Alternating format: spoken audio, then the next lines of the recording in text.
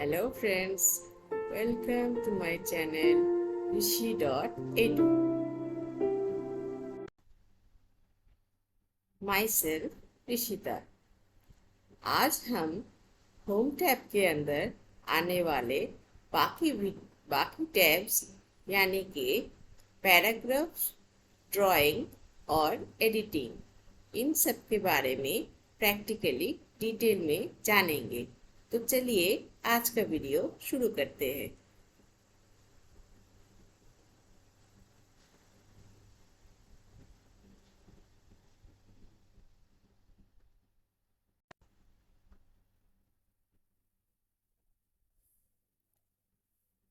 तो friends, home tab के अंदर फॉन्ट के बाद जो सेक्शन आता है वो होता है पैराग्राफ। हम अपने टेक्स्ट के अंदर जैसे ही क्लिक कर रहे हैं तो हमारा पैराग्राफ का सेक्शन एक्टिव हो गया है। अब अगर हम चाहें कि हमारा जो टेक्स्ट है वो लेफ्ट साइड से अलाइन हो तो हम इस पूरे टेक्स्ट को पहले सिलेक्ट कर लेंगे। फिर यहाँ पर अलाइन लेफ्ट, यहाँ पर जैसे ही हम क्लिक करेंगे तो हम देख सकते हैं कि हमारा टेक्स्ट जो है वो लेफ्ट साइड से अलाइन हो चुका है। अगर हम चाहें कि हमारा टेक्स्ट सेंटर से अलाइन हो तो हम यहाँ पर सेंटर पर क्लिक करेंगे तो यहाँ से हमारा टेक्स्ट सेंटर पर अलाइन हो गया है। अगर हम चाहें कि हमारा टेक्स्ट जो है वो राइट साइड से अलाइन हो तो हम यहाँ पर अलाइन राइट पर जैसे ही क्लिक करेंगे तो हम देख सकते कि हमारा टेक्स्ट जो है वो राइट साइड से अलाइन हो चुका है। अब हम दूसरा कोई स्लाइड चुन लेते हैं। सपोज ये हम पहले इस पूरे टेक्स्ट को सिलेक्ट कर रहे हैं। इसके बाद जो जस्टिफाई का ऑप्शन आता है ये होता है, यहाँ पर हमारा टेक्स्ट का जो एक एक लाइन का स्टार्टिंग और एंडिंग है वो इक्वल नहीं है दूसरे लाइन के साथ। अगर हम चाहें कि हमारा टेक्स्ट का जो एक एक सेंटेंस का जो स्टार्टिंग और एंडिंग इक्वल हो दूसरे लाइन के साथ तो हम यहाँ पर जस्टिफाई पर क्लिक करेंगे तो हम देख सकते हैं कि हमारा टेक्स्ट का हर एक लाइन का जो स्टार्टिंग और एंडिंग है वो इक्वल हो गया है। अब कोई दूसरा स्लाइड चुन लेते हैं। सपोज ये वाला, यहाँ पर हमारा अगला ऑप्शन आता है कॉलम्स का। यहाँ पर हम अंदर क्लिक करेंगे तो हम देख सकते हैं कि यहाँ पर ऐड और रिमूव कॉलम्स करके एक ऑप्शन हमारे पास दिख रहे हैं। अब इसका काम क्या होता है, हम पहले ये फिलहाल जो टेक्स्ट है हमारा ये 1 कॉलम में है। अगर हम चाहें कि ये जो हमारा टेक्स्ट है वो 1 कॉलम में ना आकर 2 कॉलम्स में आए तो हम इसको पहले पूरा सिलेक्ट कर लेंगे। उसके बाद ऐड और रिमूव कॉलम्स, यहाँ पर हम पास वाले एरो पर जैसे ही क्लिक करेंगे तो हम देख सकते हैं कि हमारे पास 2 कॉलम्स का एक ऑप्शन दिया गया है। हम वहाँ पर जैसे ही क्लिक करेंगे तो हमारा पूरा टेक्स्ट जो है वो 2 कॉलम में डिवाइड हो चुका है।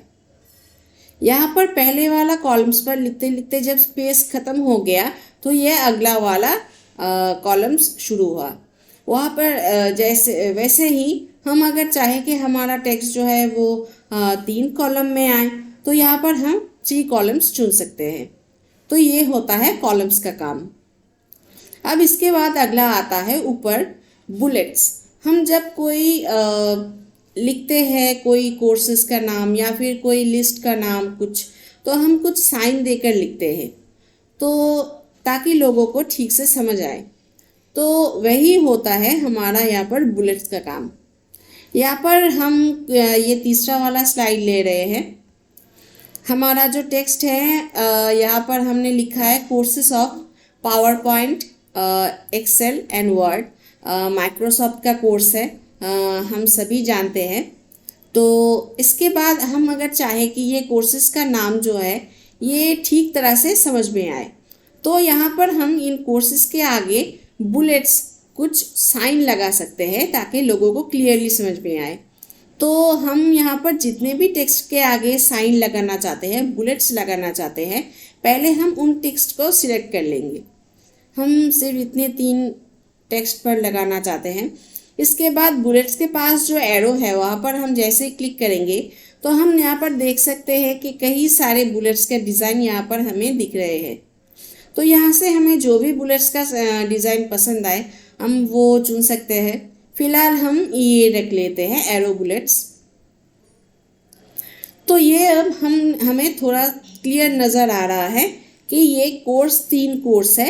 यहाँ पर पहले कोर्स के पहले 3 साइन लगा हुआ है। अगर हम चाहें कि ये जो बुलेट्स है हमारा, ये बाय डिफ़ॉल्ट ब्लैक कलर का आता है, अगर हम इसका कलर चेंज करना चाहें तो यहाँ पर हम बुलेट्स के पास जो एरो है वहाँ पर क्लिक करेंगे और एकदम नीचे जो ऑप्शन है बुलेट्स एंड नंबरिंग, वहाँ पर क्लिक करेंगे तो हमें यहाँ पर कलर बोल के एक ऑप्शन दिखाई दे रहे हैं जिसके आगे ब्लैक कलर आ रहा है। तो हम इसके पास जो एरो है वहाँ पर अगर क्लिक करेंगे तो यहाँ पर हमें कई सारे कलर्स दिखने को मिल रहे हैं। अगर हम चाहें कि हमारा बुलेट्स जो है वो रेड कलर से दिखे तो हम यहाँ से रेड कलर को एक बार क्लिक करके यहाँ पर हम ओके कर देंगे। हम ओके करने से पहले ये देख सकते हैं कि हमें प्रीव्यू दिखाया जा रहा है कि हमारा बुलेट्स कैसा दिखेगा। तो हम यहाँ पर ओके पर क्लिक करते हैं। हम देख सकते हैं कि हमारा बुलेट्स जो है वो रेड कलर का हो चुका है। अब अगर हम अपने बुलेट्स का साइज़ थोड़ा कम या ज़्यादा करना चाहें तो हम फिर से इसी ऑप्शन पर जाएंगे। यहाँ पर पहले हम अपने टेक्स्ट को सिलेक्ट कर लेंगे क्योंकि इस टेक्स्ट के आगे ही हमारा बुलेट्स ऐड हुआ है। तो हमारा टेक्स्ट सिलेक्ट करने से ये बुलेट्स भी सिलेक्ट हो रहे हैं। तो इसके बाद हम फिर से बुलेट्स पास जो एरो है वहाँ पर जाएंगे और नीचे बुलेट्स और नंबरिंग यहाँ पर ऑप्शन पर जाएंगे और यहाँ पर साइज़ बोल के जो ऑप्शन हमें दिख रहे हैं यहाँ पर 100 दिखा रहे हैं।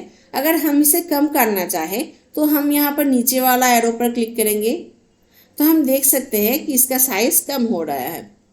हम फिलहाल इसको 80 पे सेट करके देखते हैं कि ये कैसा दिखता है। तो हम इसको 80 पर सेट कर लिया है हमने। यहाँ पर हम जैसे ही ओके पर क्लिक करेंगे हम देख सकते हैं कि हमारा बुलेट जो है वो साइज़ में थोड़ा छोटा हो गया है। अब वैसे ही हम इसका साइज़ बढ़ा भी सकते हैं। फिलहाल हम इसका कलर जो है वो ब्लैक कलर जो बाय डिफ़ॉल्ट है वो कर लेते हैं। यहाँ पर हम ब्लैक पर क्लिक करेंगे, उसके बाद हम ओके पर क्लिक करेंगे तो हमारा बुलेट्स जो है वो ब्लैक कलर का हो चुका है। अब ये होता है बुलेट्स का काम। अब बुलेट्स की जगह पर अगर हमें बुलेट्स ना चाहिए तो हम इसके पास जो एरो है यहाँ पर क्लिक करके नन पर क्लिक कर देंगे तो ये हम देख सकते हैं कि हमारा बुलेट्स जो है यहाँ से हट चुका है। अब हम लिखते वक्त कई जगह पर हमें किसी नंबरिंग की ज़रूरत पड़ती है, कोई लिस्ट हो या फिर कुछ यहाँ पर जैसे कोर्सेज का नाम लिखा है तो आगे उसके नंबरिंग की ज़रूरत पड़ते हैं। तो हम बुलेट्स के आगे पास वाला जो ऑप्शन है नंबरिंग, हम इस ऑप्शन से हम यहाँ पर नंबरिंग भी ऐड कर सकते हैं। नंबरिंग के जो पास जो एरो है वहाँ पर हम जैसे ही क्लिक करेंगे तो हम देख सकते हैं कि यहाँ पर कई सारे नंबर के स्टाइल हमें दिख रहे हैं। तो यहाँ पर से जो भी स्टाइल हमें पसंद आए, हम फिलहाल ये रोमान जो स्मॉल वाला है यहाँ पर क्लिक करेंगे तो हम देख सकते हैं कि हमारे कोर्सेज के आगे नंबरिंग ऐड हो चुका है। ये फर्स्ट कोर्स है नंबर 1, ये 2 और ये 3। अब अगर हम बुलेट्स की तरह ही इसके कलर चेंज करना चाहें तो यहाँ पर हम बुलेट्स एंड नंबरिंग ऑप्शन पर जाएंगे और यहाँ पर हम कलर के पास जो एरो है वहाँ पर हमें जो भी कलर हमें पसंद आएंगे हम यहाँ पर सिलेक्ट करके ओके कर देंगे तो हमारा यहाँ पर नंबरिंग का कलर भी चेंज हो गया है। और सेमली हम इसके साइज़ भी चेंज कर सकते हैं, ये हम अलग से दिखा नहीं रहे हैं। तो ये हो गया हमारा नंबरिंग का टूल का काम। अब अगर हम चाहे, अगर हमको ये नंबरिंग की ज़रूरत ना पड़े तो हम यहाँ पर नन पे क्लिक कर देंगे तो हमारा नंबरिंग भी यहाँ से हट चुका है। अब अगर हम अपने टेक्स्ट को यहाँ पर जो बॉक्स हमें दिख रहे हैं, यहाँ पर ये बॉक्स के अंदर लेफ़्ट साइड से अलाइन है हमारा टेक्स्ट। अगर हम चाहें कि हमारा टेक्स्ट जो है वो जितना सिलेक्टेड है उतना ही टेक्स्ट हमारा थोड़ा राइट साइड में घिस जाए तो यहाँ पर हम इंक्रीज लिस्ट लेवल यहाँ पर जैसे ही क्लिक करेंगे तो हम देख सकते हैं कि हमारा तीनों कोर्सेज का जो नाम है वो यहाँ पर थोड़ा राइट साइड में घिस गया है। क्योंकि हम पहले ही जान चुके हैं कि हमारा जो किसी भी टेक्स्ट पर हम जब फॉर्मेटिंग लगाते हैं तो जितना टेक्स्ट सिलेक्टेड होता है सिर्फ उतना ही टेक्स्ट पे ऊपर फॉर्मेटिंग अप्लाई होता है। तो यहाँ पर जो 3 कोर्सेज का नाम सिलेक्टेड है, इसलिए इस 3 कोर्सेज पर ही ये फॉर्मेटिंग जो हम इंक्रीज डिस लेवल कर रहे हैं यहाँ पर अप्लाई हो रहे हैं। अगर हम अब चाहे कि नहीं हमें थोड़ा लेफ्ट में घिसाना है तो हम यहाँ पर डिक्रीज लिस्ट लेवल यहाँ पर क्लिक करेंगे तो हम यहाँ पर लेफ्ट साइड पर ये टेक्स्ट हमारा थोड़ा चला गया है। अब अगला आता है लाइन स्पेसिंग का काम। हम दूसरा कोई स्लाइड चुन लेते हैं, सपोज ये चुन लेते हैं। अब ये जो हमारा टेक्स्ट है इसका जो एक एक लाइन है, इसका लाइन का एक स्पेस है। तो हम अगर चाहे तो हम ये स्पेस आपस में बढ़ा भी सकते हैं और कम भी कर सकते हैं। पहले हम इस पूरे टेक्स्ट को सिलेक्ट कर रहे हैं, इसके बाद हमारा लाइन स्पेसिंग करके जो ऑप्शन आता है वहाँ के पास जो एरो होता है वहाँ पर हम क्लिक करेंगे तो बाय डिफ़ॉल्ट ये 1.0 हमारा स्पेस दिखा रहे हैं। अगर हम चाहे कि ये स्पेस और थोड़ा बढ़ा दें हम तो यहाँ पर 1.5 पर क्लिक करेंगे तो हम देख सकते हैं कि हमारा टेक्स्ट का जो लाइन का स्पेसिंग है वो थोड़ा बढ़ गया है। तो यही करके 3.0 तक दिया गया है। अगर यहाँ से हमें लाइन स्पेसिंग का ऑप्शन पसंद ना आए या फिर ज़रूरत के माफिक ना लगे और भी ज़्यादा लगे तो हम यहाँ पर एकदम नीचे जो ऑप्शन है लाइन स्पेसिंग ऑप्शंस, यहाँ पर जाकर कस्टमाइज तरीके से अपना स्पेसिंग ऐड कर सकते हैं। तो हम फिलहाल इसको 1.0 कर लेते हैं। अब अगला आता है टेक्स्ट डायरेक्शन। हम ये वाला स्लाइड चुन लेते हैं। ये रहा हमारा चैनल का नाम। अब ये जो टेक्स्ट है ये हॉरिजेंटल है। अगर हम चाहे कि हमारा टेक्स्ट का जो डायरेक्शन है वो हॉरिजेंटल ना होकर वर्टिकली हो या फिर कुछ भी और हो तो हम पहले इस पूरे टेक्स्ट को सिलेक्ट कर लेंगे। फिर यहाँ पर हम टेक्स्ट डायरेक्शन के पास जो एरो है वहाँ पर क्लिक करेंगे तो हम देख सकते हैं कि हमारा हॉरिजेंटल जो टाइप है यहाँ पर दिख रहे हैं, ये सिलेक्टेड है। अगर हम चाहे कि ये 90 डिग्री रोटेट हो तो यहाँ पर हम ऐसे इस ऑप्शन को सिलेक्ट कर सकते हैं। अगर हम ये ऑप्शन चाहिए तो ये ऑप्शन सिलेक्ट कर सकते हैं। अगर हमें ये ऑप्शन चाहिए तो हम ये ऑप्शन सिलेक्ट कर सकते हैं। तो यहाँ से जो भी हमें ज़रूरत के माफिक लगेंगे वैसे हम अपना टेक्स्ट का डायरेक्शन सेट कर सकते हैं। यहाँ से अगर हमें कोई ऑप्शन पसंद ना आए तो यहाँ पर हम मोर ऑप्शंस पे जाकर कस्टमाइज तरीके से अपना डायरेक्शन सेट कर सकते हैं। तो ये रहा हमारा टेक्स्ट डायरेक्शन का काम। अब आता है टेक्स्ट अलाइनमेंट। अलाइनमेंट जो है वो यहाँ पर लेफ़्ट साइड से, मिडिल से और राइट साइड से हमारा टेक्स्ट को अलाइन करना हम जान चुके हैं। अब अगर हम चाहे कि हमारा टेक्स्ट ऊपर से टॉप से या मिडिल से या बॉटम से अलाइन हो तो हम यहाँ पर अलाइन टेक्स्ट पर पास जो एरो है वहाँ पर क्लिक करेंगे तो यहाँ पर फिलहाल ये मिडिल दिखा रहे हैं। यहाँ पर हम अगर चाहे कि हमारा टेक्स्ट टॉप से अलाइन हो तो हम टॉप को सिलेक्ट करेंगे। अगर हम चाहे कि बॉटम से अलाइन हो तो हम बॉटम को सिलेक्ट करेंगे। तो ऐसे ही हम हमारा टेक्स्ट को अलाइन कर सकते हैं। अगर यहाँ से हमें ये पसंद ना आए तो हम मोर ऑप्शंस पे जाकर कस्टमाइज तरीके से अपना अलाइनमेंट सेट कर सकते हैं। अब इसका अगला आता है smart convert to SmartArt graphic. अब ये क्या चीज़ है, यहाँ पर हम पहले क्लिक कर लेते हैं। हम जैसे ही इसके पास जो एरो है वहाँ पर अगर क्लिक करेंगे तो हमें कई सारे डिज़ाइन यहाँ पर हमें दिखने को मिल रहे हैं। तो हम यहाँ पर पहले वाला डिज़ाइन पर जैसे अपने पॉइंटर रख रहे हैं तो हम देख सकते हैं कि हमारा टेक्स्ट जो है वो एक डिज़ाइन के अंदर आ गया है। हम अगले डिज़ाइन पर चलते हैं। यहाँ पर हमें कभी कभी ज़रूरत पड़ती है कि हमारे टेक्स्ट के पास या ऊपर टेक्स्ट के साथ कोई इमेज अगर हमें ऐड करना हो तो तब हम इस स्मार्ट आर्ट ग्राफिक का यूज़ कर सकते हैं। यहाँ पर हम देख सकते हैं कि हमारा ग्राफिक का स्टाइल जो है, हम अगर चेंज करना चाहें तो यहाँ से हम इसको चेंज कर सकते हैं। अब इसको हम सिलेक्ट कर लेते हैं। अब अगर हम इसके स्टाइल को अगर रीसेट करना चाहे तो हम वैसे भी कर सकते हैं, या फिर हम यहाँ से कीबोर्ड से Ctrl+Z ये अगर प्रेस करेंगे तो ये हमारा अंडू हो जाएगा। तो इसी तरीके से हमें जो भी ज़रूरत के माफिक लगेंगे तो वो हम ऐड कर सकते हैं डिज़ाइन हमारा टेक्स्ट के साथ। तो ये हो गया हमारा convert to SmartArt graphic. इसी के साथ हमारा पैराग्राफ सेक्शन का जो काम होता है वो हमें समझ में आ गया होगा। अब अगला जो सेक्शन है वो होता है हमारा ड्राइंग।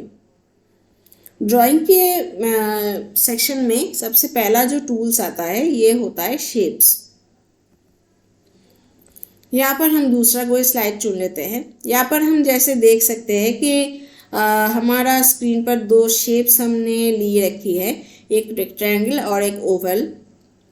यहाँ पर अगर हमें कुछ टेक्स्ट ऐड करना हो तो हम टेक्स्ट बॉक्स भी एंटर कर सकते हैं। यहाँ पर हम अगर टेक्स्ट के शेप के नीचे जो एरो है वहाँ पर अगर क्लिक करेंगे तो हम देख सकते हैं कि यहाँ पर कई सारे शेप्स हमें दिखा रहे हैं। यहाँ पर जो एकदम पहला वाला ऑप्शन है वो होता है टेक्स्ट बॉक्स। अगर हमें कुछ टेक्स्ट लिखना हो तो हम पहले टेक्स्ट बॉक्स को सिलेक्ट कर सकते हैं। इसके बाद हम यहाँ पर एक टेक्स्ट बॉक्स ड्रॉ कर रहे हैं। अब इसके अंदर हम जो कुछ भी लिखना चाहें हम वो लिख सकते हैं, या फिर हम यहाँ से हम इसको फिलहाल राइट क्लिक करके हम कट कर रहे हैं। अब इसके अलावा अगर हम कोई शेप ऐड करना चाहें तो यहाँ पर हम शेप के नीचे जो एरो है वहाँ पर जाकर यहाँ पर रेक्टेंगल और ओवल हम ले चुके हैं। यहाँ पर हम ट्रायंगल ले लेते हैं। ये ट्रायंगल हम लेकर हम यहाँ पर ड्रॉ कर सकते हैं। और अगर हम चाहें कि इसके अंदर कोई टेक्स्ट ऐड करना हो हमें तो यहाँ पर हम इसके अंदर कोई टेक्स्ट ऐड भी कर सकते हैं। जैसे कि हम अपना नाम, मेरा नाम जो है वहाँ पर हम देख सकते हैं कि ये टेक्स्ट यहाँ पर ऐड हो चुका है। तो हम ये होता है शेप का काम। अब अगला आता है अरेंज। हमारे पास अगर एक से ज़्यादा शेप हो तो उसको हम एक के पीछे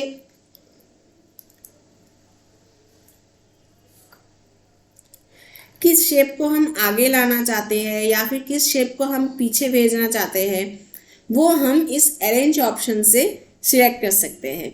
जैसे कि हम देख सकते हैं कि हमारा जो स्क्रीन पर 3 शेप्स है, अगर हम चाहे कि ये वाला जो रेक्टेंगल है ये ओवल के आगे आ जाए तो हम यहाँ पर अरेंज के नीचे जो एरो है वहाँ पर सिलेक्ट करेंगे, क्लिक करेंगे। उसके बाद हम अगर ब्रिंग टू फ्रंट करेंगे तो हम देख सकते हैं कि हमारा रेक्टेंगल जो है, जो सिलेक्टेड शेप है वो हमारा आगे आ चुका है। अगर हम इसको पीछे वापस भेजना चाहते हैं तो यहाँ पर हम सेंड टू बैक करेंगे तो हमारा ये वापस पीछे चला गया है। अगर हम इसको थोड़ा अलग कर लेते हैं, अगर हम चाहे कि हमारा जो सिलेक्टेड शेप है, ये हमारा रेक्टेंगल सिलेक्टेड है, ये हमारा फिलहाल लेफ्ट साइड से ही अलाइन है। हम अगर इसको सेंटर से अलाइन करना चाहें तो सेंटर पर लाकर हम क्लिक करेंगे तो हम देख सकते हैं कि ये जो हमारा स्लाइड है इसके पूरा सेंटर से ये रेक्टेंगल अलाइन हो चुका है। अगर हम राइट साइड से अलाइन करना चाहें तो यहाँ से हम अलाइन राइट ये चूज़ कर सकते हैं, ये वाला, अलाइन राइट। तो हम देख सकते हैं कि हमारा जो शेप है वो राइट साइड से अलाइन हो चुका है। इसी तरह से हमें अगर अपने अपने टेक्स्ट को टॉप से अलाइन करना हो तो ये टॉप पे चला गया है, और मिडिल और बॉटम तो हमें समझ में आ ही गया होगा। तो ये होता है टेक्स्ट अलाइनमेंट का काम, शेप अलाइनमेंट का काम। यहाँ पर अलाइन ऑब्जेक्ट्स, शेप को हम ऑब्जेक्ट्स कहते हैं यहाँ पर। तो अगर ऑब्जेक्ट्स को हम अलाइन करना चाहते हो ये इस ऑप्शन के ज़रिए कर सकते हैं। अगर हम इसको रोटेट करना चाहें तो हम इस ओवल को सिलेक्ट कर रहे हैं। इसके बाद हम अरेंज के नीचे जो रोटेट ऑप्शन है वहाँ पर हम अगर जाए तो हम देख सकते हैं, एक काम करते हैं, इसको थोड़ा यहाँ पर रख लेते हैं। ओके, हाँ, तो हम देख सकते हैं कि हमारा शेप जो है वो रोटेट होता जा रहा है। तो इस तरह से हम अपने शेप को रोटेट भी कर सकते हैं। और अगर हमें ये सिलेक्शन पेन आगे हमारा आएगा तो हम आगे के ऑप्शन के लिए ये रख रहे हैं फिलहाल। ये हो गया हमारा अरेंज का काम। यहाँ पर जो शेप का हमारा कलर है, अंदर का जो कलर है ये ब्लू कलर है। ये अगर हमें चेंज करना हो तो हम यहाँ पर क्विक स्टाइल्स, यहाँ पर से जाकर कोई भी कलर हमें यहाँ पर से अगर पसंद आए तो ये हम सिलेक्ट कर सकते हैं, और यहाँ पर जैसे क्लिक करेंगे तो हमारा शेप उसी कलर का हो गया है। अब ये आता है कि हम यहाँ पर कुछ सिलेक्टेड कलर्स में से ही अगर चूज़ करना चाहे तो हम ये करेंगे। इसके अलावा हम अगर कोई अलग कलर हमारा शेप को देना चाहे तो शेप के अंदर जो कलर होता है उसको शेप फील कहते हैं। यहाँ का शेप फील जो है वो फ़िलहाल ऐश कलर का है। तो हम यहाँ पर शेप फील के पास जो एरो है यहाँ पर अगर क्लिक करेंगे तो यहाँ पर कई सारे कलर्स हमें दिख रहे हैं।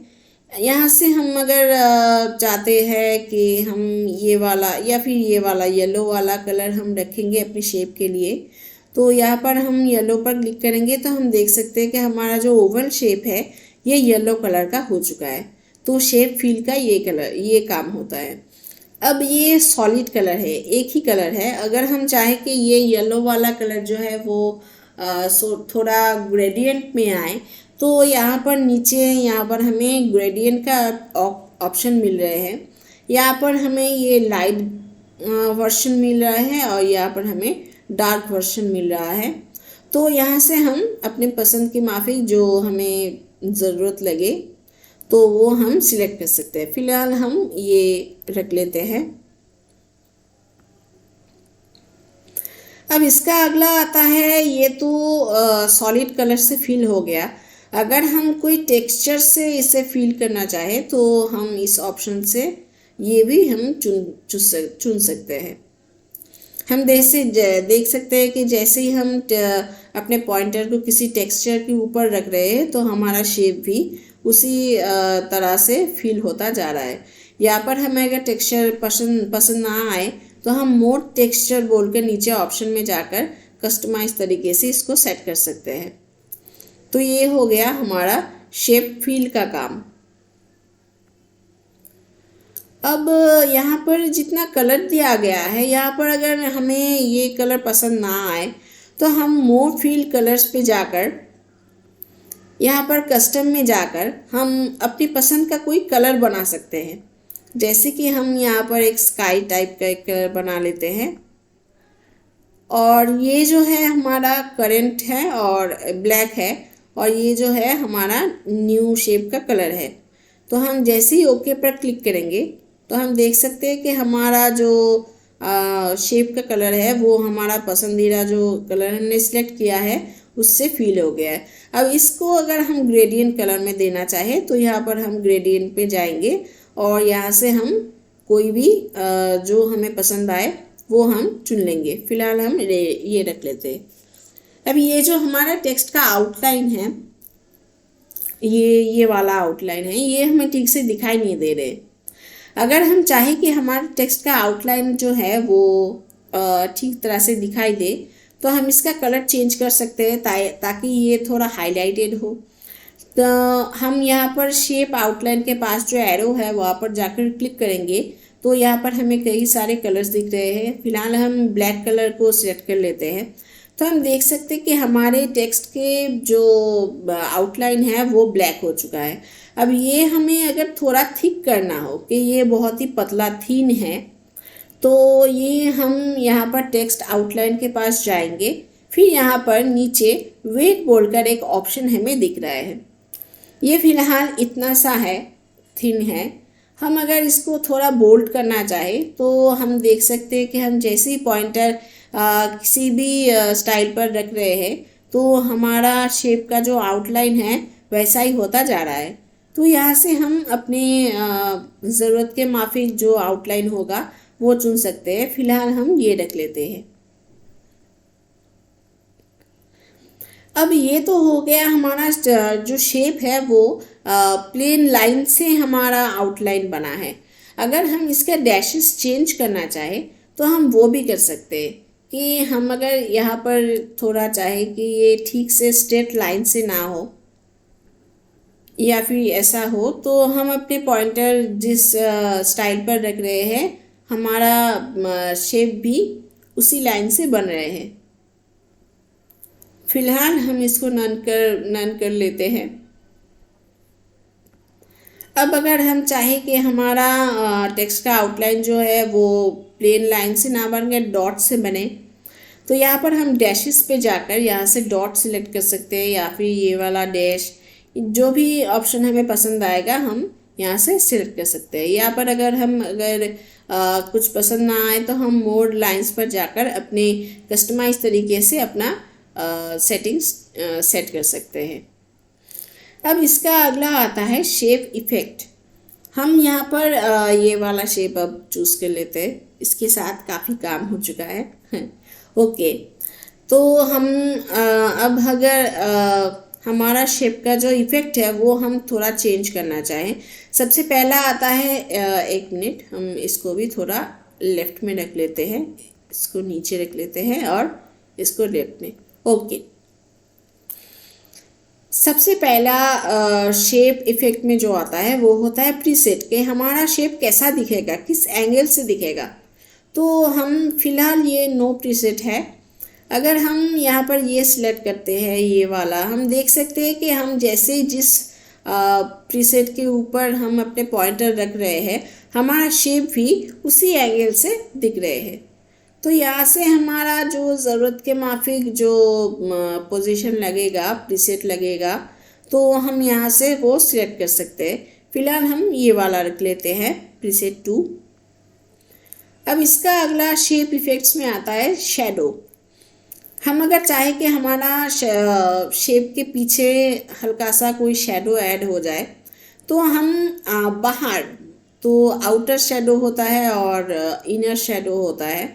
तो अगर हम बाहर शैडो ऐड करना चाहे तो हम आउटर शैडो से ये सिलेक्ट कर सकते हैं। हम देख सकते हैं कि हमारा टॉप से पीछे से जो शेप का एक शैडो ऐड हो चुका है। यहाँ पर हम क्लिक करेंगे तो ये सिलेक्ट हो जाएगा। वैसे ही हम शैडो अंदर से, हमारा शेप का जो अंदर से अगर शैडो हम ऐड करना चाहें तो हम यहाँ से इनर शैडो से भी ये सिलेक्ट कर सकते हैं। तो ये हो गया हमारा शैडो का काम। और रिफ्लेक्शन से हमें पता ही चल रहा है कि हम अगर चाहे कि हमारा जो शेप है उसका कोई रिफ्लेक्शन हम ऐड करना चाहे तो रिफ्लेक्शन वेरिएशन से हम उसको सिलेक्ट कर सकते हैं। हम देख सकते हैं कि जैसे ही हम पॉइंटर किसी रिफ्लेक्शन पर रख रहे हैं तो हमारा शेप के नीचे वैसा ही रिफ्लेक्शन ऐड होता जा रहा है। तो यहाँ से हम ये ऐड कर सकते हैं। अब अगला आता है ग्लो। अगर हम चाहें कि हमारा जो शेप है उसके पीछे कोई कलर ग्लो करेगा, स्पेसिफिक कोई कलर ग्लो करेगा, तो यहाँ पर कई सारे कलर हमें दिया गया है। तो इनमें से हम कोई भी सिलेक्ट कर सकते हैं। सपोज़ हम अगर ये वाला सिलेक्ट करें तो हम देख सकते हैं कि हमारा सिलेक्टेड जो कलर है वो पीछे से ग्लो कर रहा है। अगर हमें यहाँ से कोई भी ऑप्शन पसंद ना आए तो हम मोर ग्लो कलर्स यहाँ पर जाकर अपने पसंदीदा जो यहाँ पर कलर है वहाँ पर चूज़ कर सकते हैं। यहाँ से भी अगर हमें कोई कलर पसंद ना आए तो हम यहाँ पर मोर कलर्स में जाकर कस्टम में जाकर हम अपने पसंदीदा कलर बना सकते हैं। और फिर यहाँ पर हम येलो वाला एक कलर बना लेते हैं, ओके करेंगे तो हम देख सकते हैं कि हमारा शेप के पीछे हल्का सा येलो वाला ग्लो ऐड हो गया है। तो ये होता है ग्लो का काम। अब अगला आता है सॉफ्ट एज। हमारा शेप का जो एज होता है, जो धार होता है, वो अगर हम थोड़ा ब्लर करना चाहे तो हम यहाँ से वो चुन सकते हैं। अगर यहाँ का जो ऑप्शन है अगर हमें पसंद ना आए तो हम यहाँ पर नीचे सॉफ्ट एज ऑप्शन पर जाकर अपने तरीके से वो सेट कर सकते हैं। अब अगला आता है बेवल। बेवल भी ऐसा ही होता है कि हमारा जो शेप है वो कैसा दिखेगा। तो हम यहाँ पर देख सकते हैं कि हमारा पॉइंटर हम जैसे ही किसी शेप पर रख रहे हैं तो हमारा डिज़ाइन पर यहाँ पर हम रख रहे हैं तो हमारा शेप भी उसी डिज़ाइन का होता जा रहा है। तो यहाँ से हम अपनी जो ज़रूरत के माफिक जो लगेंगे, हम फिलहाल ये सेकंड वाला रख देते हैं। इस पर हम जैसे ही क्लिक करेंगे तो हम देख सकते हैं कि हमारा शेप का जो बेवल है वो थोड़ा चेंज हो चुका है। अब फिर से हम इसको सिलेक्ट कर लेते हैं। शेप इफेक्ट में जाकर एकदम नीचे आता है 3D रोटेशन। अगर हम चाहें कि हमारा जो शेप है, ये तो फिलहाल स्ट्रेट लुक है, अगर हम चाहें कि हमारा जो शेप है वो थोड़ा 3D स्टाइल का दिखे, थोड़ा अलग दिखे, थोड़ा और अच्छा दिखे, तो हम यहाँ से इसको भी सेट कर सकते हैं। हम देख सकते हैं कि जैसे ही हम पॉइंटर किसी भी एंगल पर रख रहे हैं तो उसी के माफिक हमारा शेप का जो लुक है वो चेंज होता जा रहा है। तो हम यहाँ से भी वो सेट कर सकते हैं। तो फिलहाल हम इसको नो रोटेशन पर रख लेते हैं। ये हो गया हमारा शेप से सेक्शन का काम। और अगला आता है एडिटिंग। एडिटिंग के लिए हमें कुछ और स्लाइड चूज़ करना पड़ेगा। ओके, हाँ, यहाँ पर यहाँ पर सबसे पहला जो ऑप्शन आता है फाइंड होता है। फाइंड वो होता है कि आप किसको फाइंड करना चाहते हैं। तो हम यहाँ पर पूरा टेक्स्ट को पहले सिलेक्ट कर लेंगे, फिर हम फाइंड ऑप्शन पर अगर क्लिक करेंगे तो हमसे पूछा जा रहा है यहाँ पर कि आप क्या फाइंड करना चाहते हैं। तो सपोज हम वी को फाइंड करना चाहते हैं, WE। तो हम ये एंटर करके जैसे ही फाइंड नेक्स्ट करेंगे तो यहाँ पर जितने भी WE का कॉम्बिनेशन है वो हमें दिखाया जाएगा। फिर से हम फाइंड नेक्स्ट करते हैं। अब पावर पॉइंट के अंदर भी WE का कॉम्बिनेशन आता है, हालांकि वो V as a V use नहीं होता है, लेकिन WE का कॉम्बिनेशन होता है। तो यहाँ पर फाइंड नेक्स्ट हम फिर से करेंगे तो पूरे डॉक्यूमेंट में आपका जितना भी V है ये सबको निकाल के दे देगा।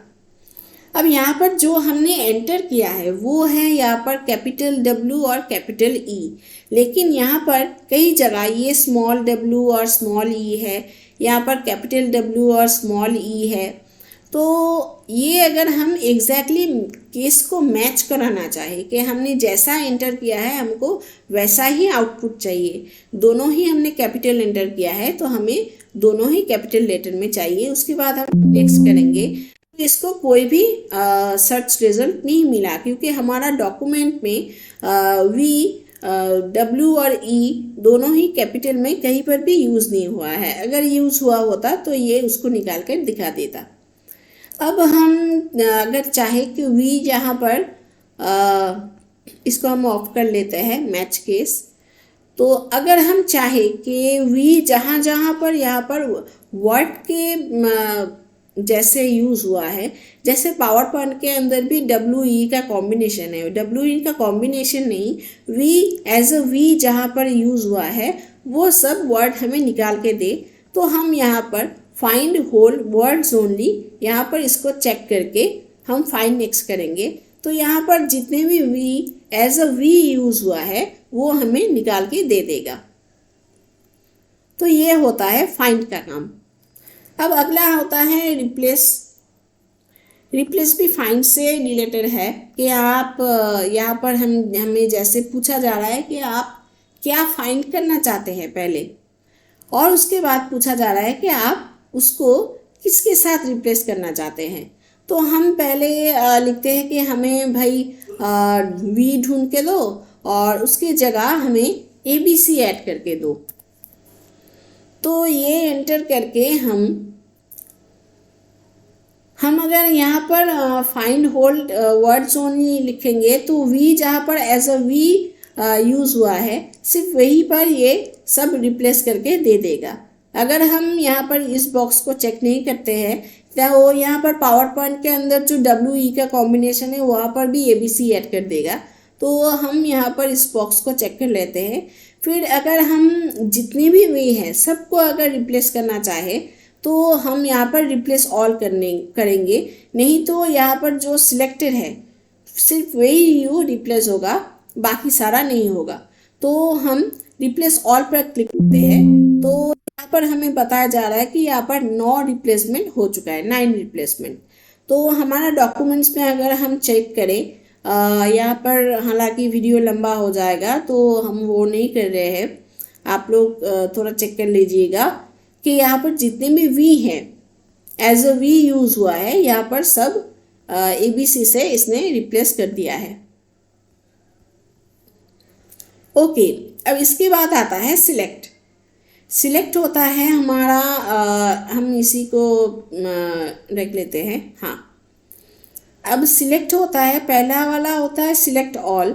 हम अगर सिलेक्ट ऑल पर कर्सर को अंदर लाकर इस बॉक्स के अंदर लाकर हम अगर सिलेक्ट में जाकर सिलेक्ट ऑल को सिलेक्ट करेंगे तो यहाँ पर ये हमारा Ctrl+A इसका काम करता है, यानी कि एक ही बार में आपकी प्रेजेंट स्लाइड में जितना भी वर्ड्स है वो सब इसने सिलेक्ट कर लिया है।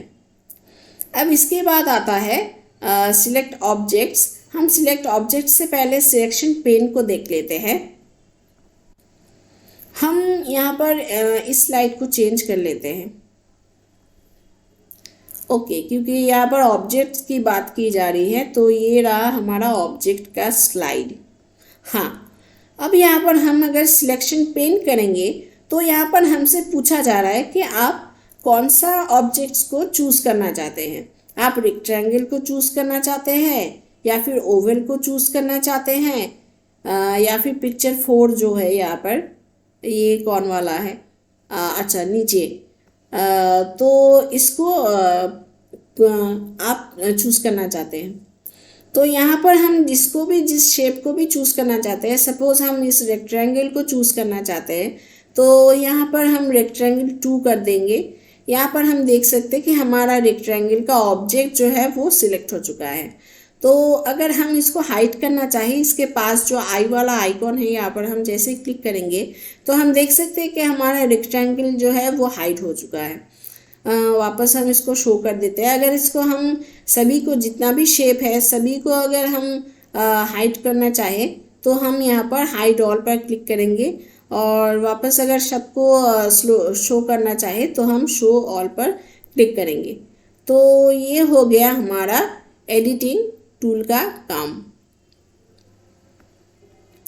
सिलेक्ट ऑब्जेक्ट भी वैसा ही होता है कि आप कौन सा ऑब्जेक्ट सिलेक्ट करना चाहते हैं, तो ये आपसे पूछा जाएगा। तो आप इसके ज़रिए अपने ऑब्जेक्ट्स को सिलेक्ट कर सकते हैं। तो फ्रेंड्स, आज का वीडियो यहीं तक। हम अगले दिन इंसर्ट टैब के अंदर आने वाले टूल्स के बारे में डिटेल में प्रैक्टिकली जानेंगे।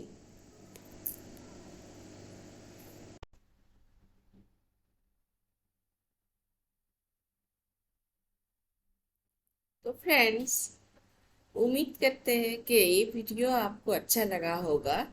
अगर आपको ये वीडियो अच्छा लगा तो इसको लाइक ज़रूर कीजिए, शेयर ज़रूर कीजिए और चैनल को सब्सक्राइब ज़रूर कीजिए। तो मिलते हैं अगले वीडियो पर, तब तक के लिए goodbye and take care.